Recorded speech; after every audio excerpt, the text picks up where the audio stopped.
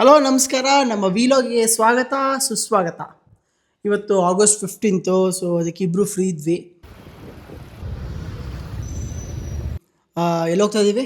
ನಾವು ಸೋಮನಾಥ್ಪುರ ಮತ್ತೆ ತಲಕಾಡಿಗೆ ಹೋಗ್ತೀವಿ. ಎಸ್, ರಜಾ ಇದ್ದ ಕಾರಣ ಟ್ರಾಫಿಕ್ ಸ್ವಲ್ಪ ಜಾಸ್ತಿ ಇತ್ತು, especially nice road Mysuru exit ಹತ್ರ ನೋಡ್ತಾ ಇರ್ಬೋದು. ಸೊ ಇಲ್ಲೊಂದು ಯಾವುದೋ ಉಡುಪಿ ಉಪಹಾರ ಅಂತೆಲ್ಲ ಒಂದು ತಿಂಡಿ ನಿಲ್ಸಿದ್ದೀವಿ. ಈ ಗಡದ್ದಾಗ ತಿಂದು ಆಮೇಲೆ ಹೊಡ್ತೀವಿ.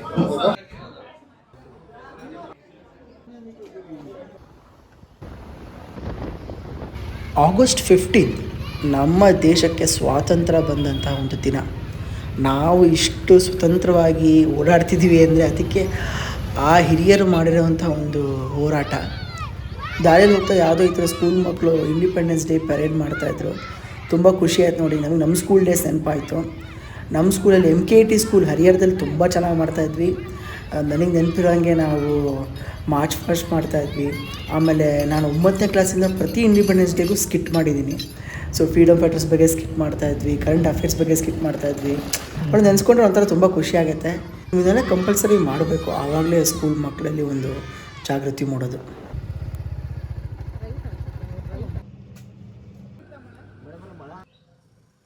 ಎಷ್ಟು ticket?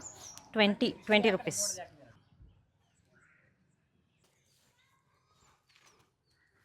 Hi. So finally Somanathapura ದೇವಸ್ಥಾನಕ್ಕೆ ರೀಚ್ ಆದ್ವಿ. ಇಲ್ಲಿ ಸ್ವಲ್ಪ ಕನ್ಫ್ಯೂಷನ್ಸ್ ಇತ್ತು, ವಿಡಿಯೋ ಮಾಡ್ಕೋಬೋದು ಮಾಡ್ಕೋಬಾರ್ದು ಅಂತ.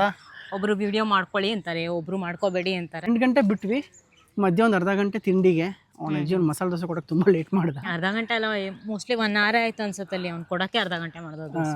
ಆಮೇಲೆ ಸೊ ಬಂದ್ವಿ. ಈಗ 12 ಗಂಟೆ ನಾವು ಸೋಮನಾಥ್ಪುರ ಬಂದ್ವಿ. ಸ್ವಲ್ಪ ಹೆದರಿಕೆ ಇತ್ತು, ಆಗಸ್ಟ್ 15 ಏನಾದರೂ ಕ್ಲೋಸ್ ಆಗಿರುತ್ತಾ ಅಂತ. ನಮ್ಮ ಪುಣ್ಯ ಕ್ಲೋಸ್ ಆಗಿಲ್ಲ, ಅದೇ ಖುಷಿ. ಮೈಸೂರಿನ ಸೋಮನಾಥಪುರದಲ್ಲಿ ಇರುವ ಈ ಚನ್ನಕೇಶವ ದೇವಸ್ಥಾನ 13ನೇ ಶತಮಾನದಲ್ಲಿ ಹೊಯ್ಸಳರ ಸಾಮ್ರಾಜ್ಯದಲ್ಲಿ ದಂಡನಾಯಕನಾದ ಸೋಮನಾಥ ಎನ್ನುವವರು ಕಟ್ಟಿಸಿದ್ರಂತೆ. ದೇವಸ್ಥಾನ ಎಂಟರ್ ಆಗ್ತಿದ್ದ ಹಾಗೆ ದೇವಸ್ಥಾನದ ಇತಿಹಾಸ ತಿಳಿಸುವಂತಹ ಹಳೆಗನ್ನಡದ ಶಾಸನಗಳನ್ನು ನೋಡಬಹುದು. ಹೊಯ್ಸಳರ ವಾಸ್ತುಶಿಲ್ಪ ಶೈಲಿಯಲ್ಲಿರುವ ಈ ದೇವಸ್ಥಾನ ಕಾವೇರಿ ನದಿ ತೀರದಲ್ಲಿ ಇದ್ದು, ಇನ್ನು ಈ ದೇವಸ್ಥಾನ ನಕ್ಷತ್ರಾಕಾರದ ಜಗುಲಿ ಮೇಲೆ ಇದೆ. ಇನ್ನು 3 ಶಿಖರಗಳಿರೋದ್ರಿಂದ ಇದಕ್ಕೆ ತ್ರಿಕುಟಾಚಲ ಅಂತ ಕೂಡ ಕರೀತಾರೆ. ದೇವಸ್ಥಾನದೊಳಗಡೆ 3 ಗರ್ಭಗುಡಿಗಳಿದ್ದು, ಆ 3 ಗರ್ಭಗುಡಿಗಳಲ್ಲಿ ವಿಷ್ಣುವಿನ ಬೇರೆ ಅವತಾರಗಳಾದಂತಹ ವೇಣುಗೋಪಾಲ, ಜನಾರ್ದನ ಹಾಗೂ ಕೇಶವನ ಮೂರ್ತಿಗಳು ನೋಡ್ಬೋದು. ಮುಸ್ಲಿಂ ದಂಗೆಕೋರರ ದಾಳಿಯಲ್ಲಿ ಕೇಶವನ ಮೂರ್ತಿ ಕಳೆದು ಹೋಗಿದ್ದು, ಇದೀಗ ಬೇರೆ ಮೂರ್ತಿಯೊಂದನ್ನು ಇಟ್ಟಿದ್ದಾರೆ. ದಾಳಿಯ ವೇಳೆಯಲ್ಲಿ ಎಲ್ಲ ಮೂರ್ತಿಗಳು ಹಾಳಾಗಿರೋದ್ರಿಂದ ಸೊ ಯಾವುದೇ ಥರದ ಪೂಜೆನ ಇಲ್ಲಿ ಮಾಡಲ್ಲ. ಇನ್ನು ದೇವಸ್ಥಾನದ ಸೀಲಿಂಗಲ್ಲಿ ಕಮಲದ ಹೂವು ಅರಳುವ ಡಿಫ್ರೆಂಟ್ ಸ್ಟೇಜಸ್ಗಳನ್ನ ಕೆತ್ತಿದ್ದಾರೆ. ಒಳಗಡೆ ಇರುವ ಕಂಬಗಳು ಅಷ್ಟೇ ತುಂಬ ಸೂಕ್ಷ್ಮವಾದ ಕೆತ್ತನೆಗಳನ್ನ ನೋಡ್ಬೋದು. ಇವೆಲ್ಲ ನೋಡ್ತಾ ಇದ್ದರೆ ಆಗಿನ ಕಾಲದಲ್ಲಿ ಇಷ್ಟೊಂದು ಡಿಟೇಲ್ ಆಗಿ ಹೇಗೆ ಕೆತ್ತಿದ್ರು ಅನ್ನೋದೇ ನಮಗೊಂಥರ ಆಶ್ಚರ್ಯ ಆಗುತ್ತೆ.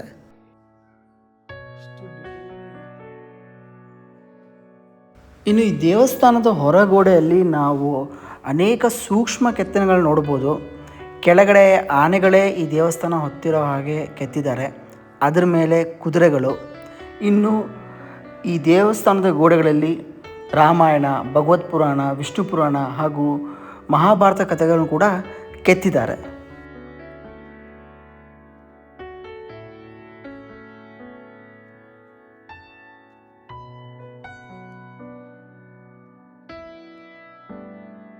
ತುಂಬ ಚೆನ್ನಾಗಿದೆ. ನಾಳೆ ಸತಿ ನೋಡಿದ್ದೆ, ಮತ್ತೊಂದ್ಸಲಿ ನೋಡಿದ್ರು ಸಾಕಾಗ್ತಿಲ್ಲ, ಅಷ್ಟು ಚೆನ್ನಾಗಿದೆ.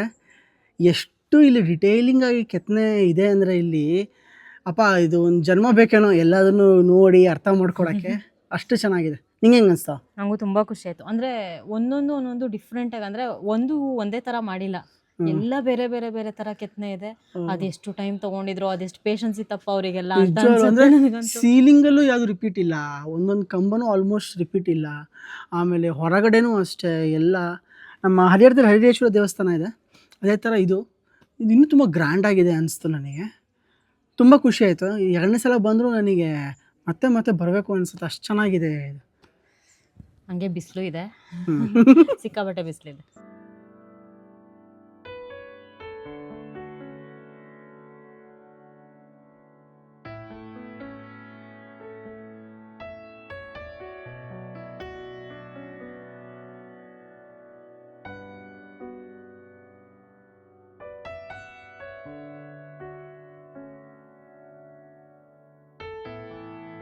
ಇನ್ನು ದೇವಸ್ಥಾನದ ಸುತ್ತಲೂ 64ಕ್ಕಿಂತಲೂ ಹೆಚ್ಚು ಜೈನ ದೇವತೆಗಳು ಹಾಗೂ ಹಿಂದೂ ದೇವತೆಗಳು ಇದ್ವು ಅಂತ ಹೇಳಲಾಗತ್ತೆ. ಸೊ ಇಲ್ಲಿನ ಕಂಬಗಳು ಅಷ್ಟೊಂದು ಸೂಕ್ಷ್ಮವಾಗಿ ಕೆತ್ತಿಲ್ಲ. ಇನ್ನು ಎಷ್ಟೊಂದು ವಿಗ್ರಹಗಳು ದಾಳಿ ವೇಳೆಯಲ್ಲಿ ಹಾಳಾಗಿದೆ ಕೂಡ. ನಾವು ಈ ದೇವಸ್ಥಾನಕ್ಕೆ ಬರುವಾಗಲೇ ಒಂದು 12 ಗಂಟೆ ಆಗಿತ್ತು. ಬಿಸಿಲು ನೆತ್ತಿಗೇರಿತ್ತು. ಬಿಸಿಲು ಅಂದರೆ ಬಿಸಿಲು. ಆ್ಯಕ್ಚುಲಿ ನೆನ್ನೆಲ್ಲ ಮಳೆ ಇತ್ತು, ಮೋಡ ವಾತಾವರಣ ಇರುತ್ತೆ ಅಂತ ನಾವು ಅಂದ್ಕೊಂಡು ಬಂದ್ವಿ. ಬಟ್ ಇಲ್ಲಿ ನೋಡಿದ್ರೆ ಹೆವಿ ಬಿಸಿಲಿದೆ, ಕಾಲೆಲ್ಲ ಸುಟ್ಟು ಫುಲ್ಲು ಬರ್ನೌಟ್. ಬಟ್ ಇಡೀ ದೇವಸ್ಥಾನ ಸುತ್ತಕ್ಕೆ ಅದೇ ಬಿಸಿಲಲ್ಲಿ ಕಾಲು ಸುಟ್ಟೋಗ್ಬಿಡುತ್ತೆ. But worth coming. ಸೊ ಈಗ ಈ ದೇವಸ್ಥಾನ ಮುಗಿಸ್ಕೊಂಡು ನಾವು ತಲಕಾಡಿಗೆ ಹೋಗ್ತಾ ಇದ್ದೀವಿ. ಅಲ್ಲಿ ಇನ್ನೆಷ್ಟು ಬಿಸಿಲು ಏರಿರುತ್ತೋ ಗೊತ್ತಿಲ್ಲ. ಮಧ್ಯಾಹ್ನ ಊಟ ಬೇರೆ ಮಾಡಬೇಕು. ಊಟ ಮಾಡ್ಕೊಂಡು ಅಲ್ಲಿಗೆ ಹೋಗ್ತೀವಿ.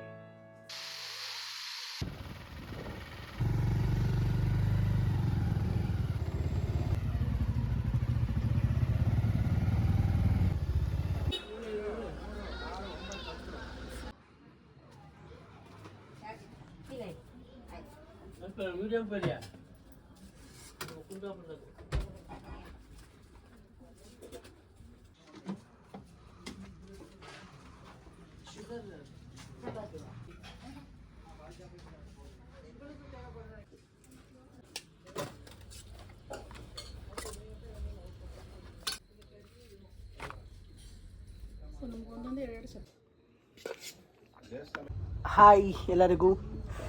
ನಾವಿವಾಗ ತಲಕಾಡು ಹೋಗಿ ಬಂದಿದ್ದೀವಿ. ಸೊ ತಲಕಾಡಲ್ಲಿ ಮಧ್ಯಾಹ್ನ ಆಗಿದೆ, ಹಸುವಾಗ್ತಿತ್ತು ನಮಗೆ. ಸೊ ಉಡುಪಿ ಮೆಸ್ ಅಂತ ಇದೆ ಇಲ್ಲಿ. ನೋಡೋಕೆ ತುಂಬ ಚೆನ್ನಾಗಿತ್ತು. ತಲಕಾಡು ದೇವಸ್ಥಾನ ಒಳಗೆಲ್ಲ ಏನು ಹೋಗಿಲ್ಲ. ಅಷ್ಟು ಊಟ ಮಾಡಿಬಿಡೋಣ, ಆಮೇಲೆ ಹೋಗೋಣ ಅಂತ.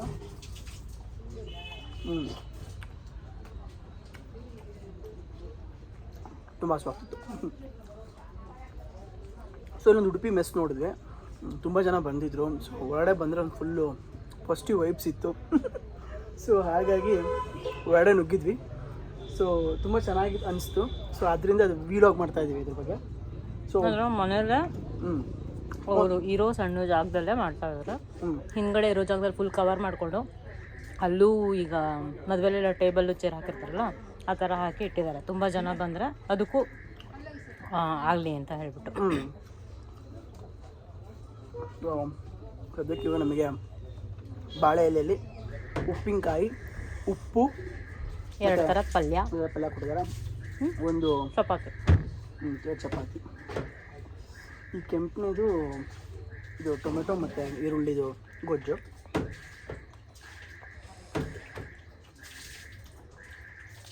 ಸ್ವಲ್ಪ ಹುಳಿ ಸ್ವೀಟ್ ಆಗಿದೆ.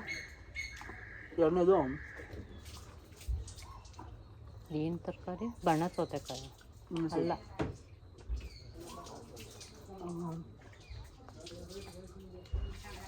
ಸೀಮೆ ಬದನೆಕಾಯಿ. ಸೀಮೆ ಬದನೆಕಾಯಿ, ಕ್ಯಾರೆಟು ಮತ್ತು ಕಡಲೆಕಾಳು ಹಾಕ್ಬಿಟ್ಟು ಒಂದು ಪಲ್ಯ ಸಾಗೋ ಥರ ಮಾಡಿದ್ದಾರೆ. ಚೆನ್ನಾಗಿದೆ. ಇನ್ನು ಏನೇನು ಐಟಮ್ಸ್ ಬರುತ್ತೆ ಗೊತ್ತಿಲ್ಲ, ತೋರಿಸ್ತಾ ಹೋಗ್ತೀವಿ.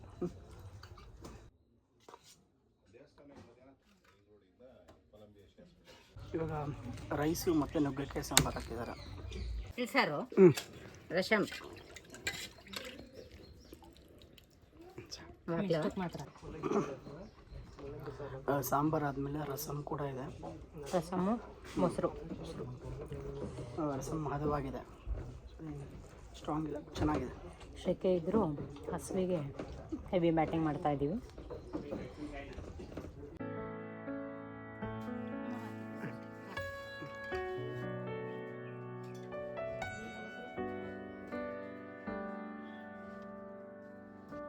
ತಲಕಾಡು ಅನ್ನೋ ಹೆಸರು ಬರೋಕ್ಕೆ ಕಾರಣ ತಲಾ ಮತ್ತು ಕಾಡು ಅನ್ನುವ ಇಬ್ಬರು ಅಣ್ಣ ತಮ್ಮಂದರು. ಅವರು ಒಂದಿನ ಕಾಡಲ್ಲಿ ಮರ ಕಡಿತಿರುವಾಗ ಆ ಮರದಲ್ಲಿ ಶಿವನ ರೂಪ ನೋಡಿ ಆಶ್ಚರ್ಯವಾಗಿ ಕೊಳ್ಳಿ ಬಿಸಾಕ್ಬಿಟ್ರಂತೆ. ಹಾಗೆ ಪೂಜೆ ಮಾಡ್ತಾ ಮಾಡ್ತಾ ಅಲ್ಲಿದ್ದ ಕಾಡಾನೆಗಳು ಋಷಿಯಾಗಿ ಪರಿವರ್ತನೆ ಆಗಿ ಇವ್ರಿಗೂ ಮೋಕ್ಷ ಸಿಕ್ಕಿ ಹಾಗೆ ಇವರಿಗೆ ತಲಕಾಡು ಅನ್ನೋ ಹೆಸರು ಬಂದಿದೆ. ಇವತ್ತಿಗೂ ವೀರಭದ್ರೇಶ್ವರ ದೇವಸ್ಥಾನದಲ್ಲಿ ಅಣ್ಣ ತಮ್ಮಂದಿರ ಸ್ಟ್ಯಾಚ್ಯೂ ಇದೆ, ಅದನ್ನು ನಾವು ನೋಡ್ಬೋದು. ಊಟ ಆದಮೇಲೆ ಈಗ ಸೀರೀಸ್ ಆಫ್ ದೇವಸ್ಥಾನಗಳೇನಿದೆ ತಲಕಾಡಲ್ಲಿ ನೋಡ್ಕೊಂಡು ಹೋಗ್ತಾ ಇದ್ದೀವಿ. ಇದು ಏನು ಇಲ್ಲೊಂದು ಮಗಳಗಾರ ಥರ ಇದೆ, ಪಾತಾಳೇಶ್ವರ ದೇವಸ್ಥಾನ, ಮಗಳೇಶ್ವರ ಸ್ವಾಮಿ, ಚೌಡೇಶ್ವರ ಅಮ್ಮನ ದೇವಸ್ಥಾನ. ಒಂದು ಡೆಸರ್ಟ್ ಟೈಪ್ ಡೆಸರ್ಟು ಅಲ್ಲ ಒಂಥರ ಮರಳುಗಾಡ್ತಾರೆ ಅದು. ಮರಳು ಪಾತ್ ಮರಳಲ್ಲಿದೆ. ಸೊ ಅದು ನೋಡೋಕೆ ಹೋಗ್ತಾ ಇದ್ದೀವಿ. ನಾನೊಂದು 8 ವರ್ಷದಿಂದ ಬಂದಿದ್ದೆ. ನೀನು? ನಾನು ಬಂದಿದ್ದೀನಿ, ಇವಾಗ ನಂಗೆ ನೆನಪಾಯ್ತು. ನಾನು ನನ್ನ ಡಿಗ್ರಿಲಿದ್ದಾಗ ನನ್ನ ಡಿಗ್ರಿ ಫ್ರೆಂಡ್ಸ್ ಜೊತೆ ಮಡಿಕೇರಿ ಮೈಸೂರು ಎಲ್ಲ ಟ್ರಿಪ್ ಹಾಕ್ಕೊಂಡು ಇಲ್ಲಿಗೆ ಬಂದಿದ್ವಿ. ನಾನು ಆ್ಯಕ್ಚುಲಿ ನನ್ನ ಹಳೆ ಬಾಯ್ ಫ್ರೆಂಡ್ ಜೊತೆ ಬಂದಿದ್ದೆ. ಬಾಯ್ ಫ್ರೆಂಡ್ ನನ್ನ ರೂಮ್ಮೇಟ್ ಜೊತೆ ಇಲ್ಲ ನನ್ನ ಹಳೆ ರೂಮ್ಮೇಟ್ ಜೊತೆ ಬಂದಿದ್ದೆ. ಬೈಕ್ ಹಾಕ್ಕೊಂಡು, ಅದು ಬೈಕ್ ಟ್ರಿಪ್ಪೇ, ಪಾಂಡು ಅಂತ. ಓಕೆ. ಬಂದು ಇಬ್ಬರು ಅಲ್ಲೇ ಆವಾಗಲೂ ಇದೇ ಥರ ಒಂದು ಒಳ್ಳೆ ಮೆಸ್ ಇತ್ತು. ಮಧ್ಯಾಹ್ನ ಒಳ್ಳೆ ಮೆಸ್ಸಲ್ಲಿ ಊಟ ಮಾಡ್ಕೊಂಡು ಹೋಗಿದ್ವಿ.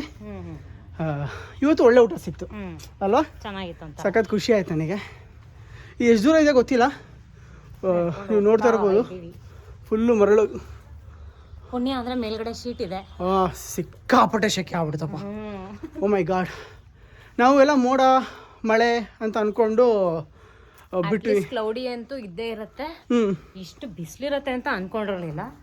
ಇವಾಗ ಜಸ್ಟ್ ಚೆಕ್ ಮಾಡಿದ್ರೆ ಎಷ್ಟು 30 ಡಿಗ್ರಿ ಸೆಲ್ಸಿಯಸ್. ಓ, ಒಳ್ಳೆ ಮ್ಯಾಂಗೋ ಸೋಡಾ ಕುಡಿತಾ ಇದ್ದೀವಿ. ಐ ಥಿಂಕ್ ನಾನು ಮ್ಯಾಂಗೋ ಸೋಡಾ ಫಸ್ಟ್ ಟೈಮ್ ಕುಡಿದಿರೋದು ಅನ್ಸುತ್ತೆ. ನಾನು ಅಷ್ಟೇ ಫಸ್ಟ್ ಟೈಮ್ ಈ ಫ್ಲೇವರ್ ಕುಡಿತಿರೋದು ಸೋಡಾದಲ್ಲಿ. ಇದೊಂದು ಆ್ಯಂಗಲಲ್ಲಿ ಕುಡಿಬೇಕು, ಯಾಕಂದರೆ ಮಧ್ಯ ಗೋಲಿ ಇರುತ್ತೆ. ಏನು ಗೋಲಿ ಬಾಯಿ ಬರಲ್ಲ, ಸುಮ್ಮನೆ ಡೌನ್ ಮಾಡ್ತಾನೆ. ಗಂಗರು, ವಿಜಯನಗರ ಅರಸರು, ಮೈಸೂರು ಅರಸರು ಆಳಿದಂಥ ಈ ಸುಂದರ ತಲಕಾಡು ಒಂದಾನೊಂದು ಕಾಲದಲ್ಲಿ ಸುಂದರ ಊರಾಗಿತ್ತು. ಅದು ಈ ಥರ ಮಗಳಲ್ಲಿ ಹೂತೋಗೋ ಕಾರಣ ಅಲಮೇಲಮ್ಮನ ಶಾಪ ಅಂತ ಹೇಳ್ತಾರೆ. ಸೈಂಟಿಫಿಕ್ ಆಗಿ ಬೇರೆ ರೀಸನ್ಸ್ ಇದೆ. ಅದರಲ್ಲಿ ಒಂದೇನೆಂದರೆ ಕಾವೇರಿ ನದಿ ತನ್ನ ಕೋರ್ಸ್ನ 90 ಡಿಗ್ರಿ ಇಲ್ಲಿ ಚೇಂಜ್ ಮಾಡುತ್ತೆ. ಸೊ ಅದಕ್ಕೆ ಇಷ್ಟೊಂದು ಮಗಳು ಇಲ್ಲಿ ಕಲೆಕ್ಟ್ ಆಗಿದೆ. ಇನ್ನು ಈ ಅಲಮೇಲಮ್ಮನ ಶಾಪ ಕಥೆ ಏನಪ್ಪ ಅಂದರೆ, ಶ್ರೀರಂಗಪಟ್ಟಣದ ರಾಜನಾದ ಶ್ರೀರಂಗಯ್ಯ ಹುಷಾರಿಲ್ಲದಿರುವಾಗ ಈ ತಲಕಾಡಿನ ವೈದ್ಯನಾಥೇಶ್ವರ ಟೆಂಪಲ್ಲಿಗೆ ಪೂಜೆ ಮಾಡ್ಸೋಕ್ಕೆ ಅಂತ ಬರ್ತಾನೆ. ಏನೂ ಫಲಿಸದೆ ರಾಜ ಸಾಯ್ತಾನೆ ಅಂತ ಗೊತ್ತಾದಾಗ ಅವನ 2ನೇ ಹೆಂಡತಿ ಅಲಮೇಲಮ್ಮ ತನ್ನ ರಾಜ್ಯವನ್ನು ಮೈಸೂರು ರಾಜರಿಗೆ ನೋಡ್ಕೊಳ್ಳೋಕೆ ಹೇಳಿ ತಲಕಾಡಿಗೆ ತನ್ನ ಆಭರಣದೊಂದಿಗೆ ಬರ್ತಾಳೆ. ಆ ಆಭರಣದ ಮೇಲೆ ಆಸೆಯಾದ ಮೈಸೂರಿನ ಮಹಾರಾಜರು ಆ ಆಭರಣ ತಗೊಳ್ಳೋಕ್ಕೆ ಸೈನ್ಯನ ಕಳಿಸ್ತಾರೆ. ಅದರಿಂದ ಸಿಟ್ಟಾದ ಅಲಮೇಲಮ್ಮ ನದಿಯೊಳಗೆ ಬಿದ್ದು ಅದೇನಪ್ಪ ಅಂದರೆ ತಲಕಾಡು ಮಗಳಾಗಿ ಮಾಲಿಂಗಿ ಮಡುವಾಗಿ ಮೈಸೂರು ದೊರೆಗೆ ಮಕ್ಕಳಾದೆ ಹೋಗಿ ಆ ಶಾಪದ ಫಲವಾಗಿ ತಲಕಾಡು ಮಗಳಲ್ಲಿ ಮುಳುಗೋಯ್ತು ಅಂತ ಹೇಳ್ತಾರೆ. ಏನಿಲ್ಲ ಅಂದರೂ 30 ಟೆಂಪಲು ಮಗಳ ಅಡಿಗಿದೆ ಅಂತ ಹೇಳ್ತಾ ಇದ್ರು. ಈಗ ಅದರಲ್ಲಿ ತುಂಬ ಟೆಂಪಲ್ಗಳನ್ನ ಆಗಲೇ ಆರ್ಕಿಯಾಲಜಿಕಲ್ ಡಿಪಾರ್ಟ್ಮೆಂಟು ತೆಗೆದಿದ್ದಾರೆ. ನಾವು ನೋಡ್ತಾ ಇರಬಹುದು, ಎಲ್ಲ ಟೆಂಪಲ್ಗಳು ಒಂದು ಕಾಲದಲ್ಲಿ ಮಗಳಲ್ಲಿತ್ತು.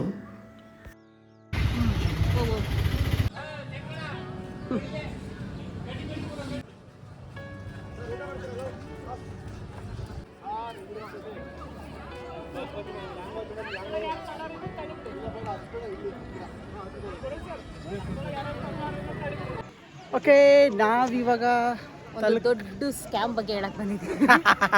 ಫಸ್ಟು ನಾವು ತಲಕಾಡು ಕಾವೇರಿ ನದಿಗೆ ಬಂದಿದ್ದೀವಿ.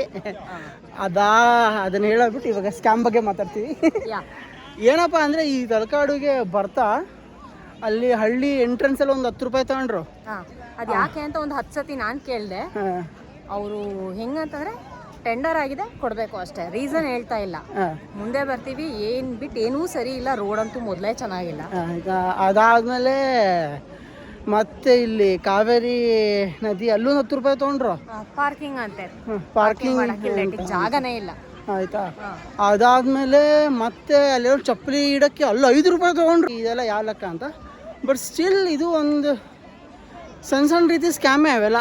ಓಕೆನಾ, 10 ರೂಪಾಯಿ ಆಗಲಿ 5 ರೂಪಾಯಿ ಆಗಲಿ ದುಡ್ಡೇ ಯಾರ್ದಾದ್ರು.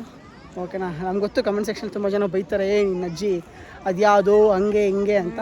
ಅಲ್ಲ, 5 ರೂಪಾಯಿ ಕೊಡೋಕ್ಕಾಗಲ್ಲ ಅಂತ ವಿ ನೋ.